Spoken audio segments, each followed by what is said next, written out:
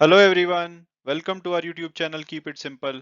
आज के वीडियो में हम बात करेंगे उन की इवेंट्स के बारे में जो कि अगले वीक यानी कि 22 नवंबर से 26 नवंबर के बीच में स्टॉक मार्केट को इम्पैक्ट कर सकते हैं। और आगे बढ़ने से पहले अगर आपने अभी तक चैनल को सब्सक्राइब नहीं किया तो प्लीज सब्सक्राइब करके हमें मोटिवेट कीजिए। तो सबसे पहले अगर हम बात करें पिछले वीक की समरी की, तो पिछला वीक एक ट्रंकेटेड वीक था। 4 दिन ही मार्केट खुली हुई थी और फ्राइडे को मार्केट बंद थी।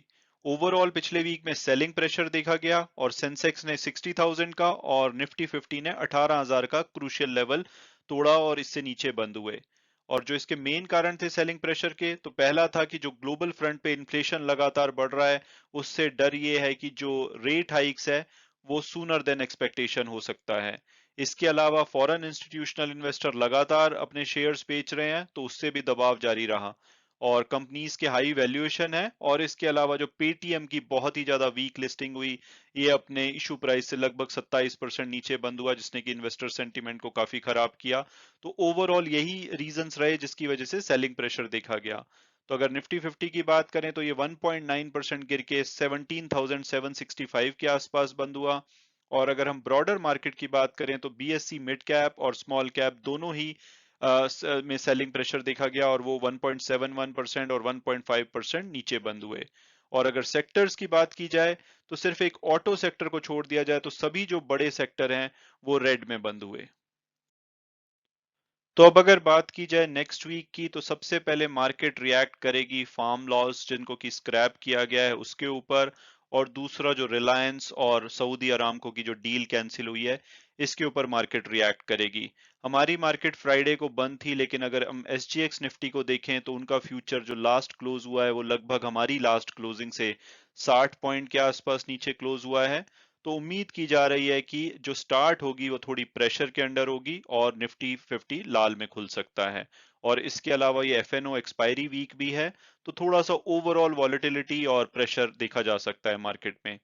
और हमारे जो डोमेस्टिक क्यूज की बात की जाए तो कोई मेजर क्यूज नहीं है, तो इसलिए ग्लोबल क्यूज पे ज्यादातर डिपेंड रहेगी मार्केट की परफॉर्मेंस। अगर ग्लोबल क्यूज की बात की जाए तो सबसे ज्यादा इन्फ्लेशनरी प्रेशर जो कि लगातार बढ़ रहा है यूएस में, वो एक कंसर्न है। अगर हम दिसंबर 1990 के बाद देखें तो जो लेटेस्ट यूएस में कंज्यूमर प्राइस इंडेक्स इन्फ्लेशन आया है वो 6.2% तक जंप कर चुका है, जो कि हाईएस्ट है सिंस दिसंबर 1990। तो हो सकता है कि फेडरल रिजर्व की जो दिसंबर 2021 में मीटिंग है उसमें वो हॉकिश स्टांस लें और टेपरिंग को भी बढ़ा सकते हैं, और इसके अलावा जो रेट हाइक हैं वो भी 2022 में अनाउंस किए जा सकते हैं। और अगर बात की जाए ऑयल प्राइसेस की, तो ऑयल के प्राइसेस काफी तेजी से नीचे आए हैं और अब ये $80 ए बैरल से भी नीचे आ चुके हैं। और उसका मेन रीजन ये है कि यूएस और चाइना ने आपस में जब बात करी थी तो उन्होंने ये डिसाइड किया था कि वो अपने स्ट्रेटेजिक रिजर्व से ऑयल की सप्लाई शुरू करेंगे ताकि ओवरऑल सप्लाई को बढ़ाया जा सके। तो उसकी वजह से ऑयल के प्राइसेस नीचे आ रहे हैं।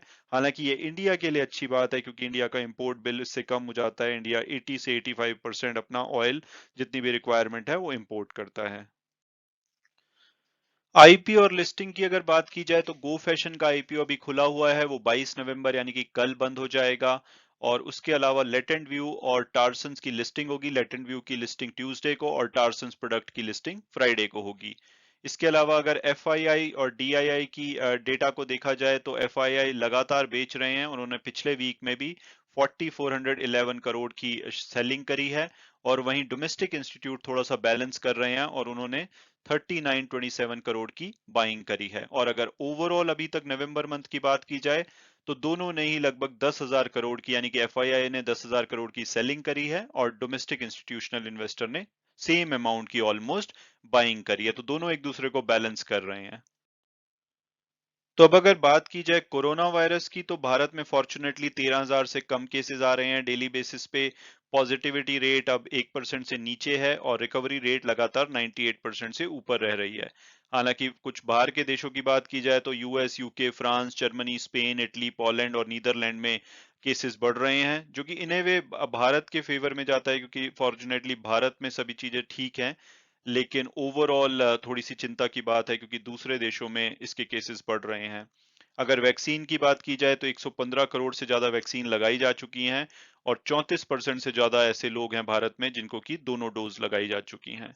और अगर टेक्निकल व्यू और future and option chain analysis की बात करें तो माना जा रहा है कि 17,500 से 18,000 की रेंज में निफ्टी 50 रह सकता है अगले वीक में, और 17,900 का लेवल नीचे के लिए बहुत इंपॉर्टेंट होगा। अगर इस लेवल से नीचे रहता है तो ये 17,650 तक भी जा सकता है, और अगर ऊपर की तरफ ये 17,950 का लेवल काटता है तो ये 18,200 से 300 के बीच में भी निफ्टी 50 जा सकता है। और हमेशा की तरह मैं डिस्क्लेमर दूंगा कि अगर आप कोई भी इन्वेस्टमेंट करना चाहते हैं तो अपने फाइनेंशियल एडवाइजर से बात कीजिए, उसके बाद अगर आप कंफर्टेबल होते हैं तभी कीजिए। जो भी व्यूज थे इस वीडियो में वो मेरे पर्सनल थे। Thanks so much for watching the video and God bless you all.